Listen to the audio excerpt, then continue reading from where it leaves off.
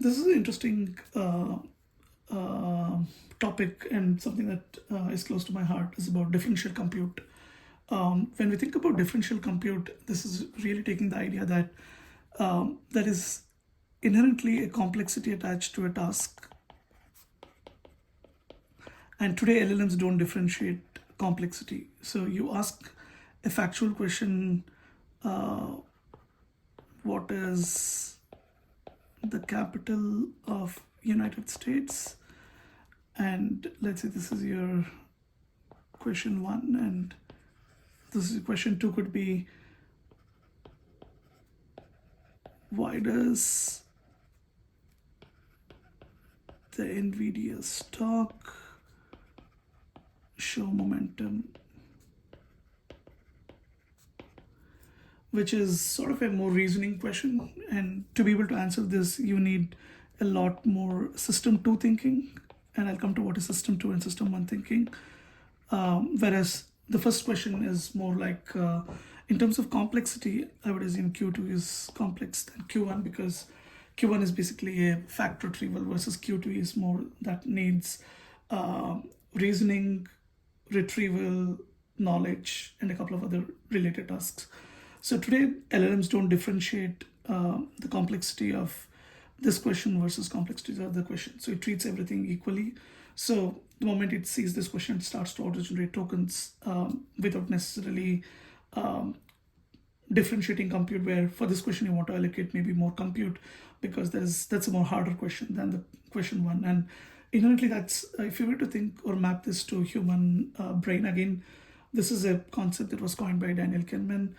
System 1 and system 2 thinking. System 1 thinking is basically habitual things, which is it could be factual, it could be things that are quick, easy to remember, that comes from your memory RAM. System 2 thinking is the one that needs actually solutioning by thinking aloud, breaking down into steps, doing tracing, building a hypothesis path and whatnot, right? In this case, the kind of typical things that you would do is you would want to see what's happening in the news in terms of why NVIDIA is showing momentum.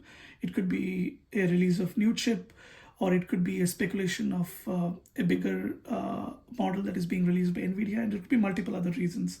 So this needs to really retrieve multiple facts from different systems, put together multiple hypotheses, evaluate, and then be able to give a judgment about why it could be the case that we are seeing a momentum, right?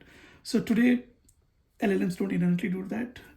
We, of course, use advanced prompting techniques like ReACT, reflection, and a couple of other techniques, which are basically the same, different ways to put to use the questions that you can basically ask these decomposing questions, the high-level question into component questions, and be able to stitch them together to paint a coherent story for why something could be happening in the stock market for NVIDIA, right? So this figure is basically talking about that. There could be a fixed cost to getting towards, for one of the tasks, it would be a fixed cost associated with it. But then for something like Q2, there could be a variable path where you could like go across multiple subcomponents, each with variable cost to answer that question.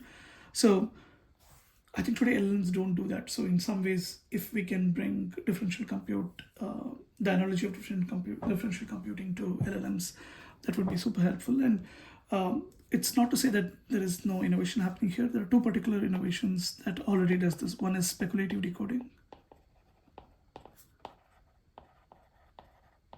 So speculative decoding exactly does that. It tries to use smaller draft LLMs to be able to speculatively decode what the responses might be, and then have the target LLM, which is the bigger LLM, basically accept them or reject them.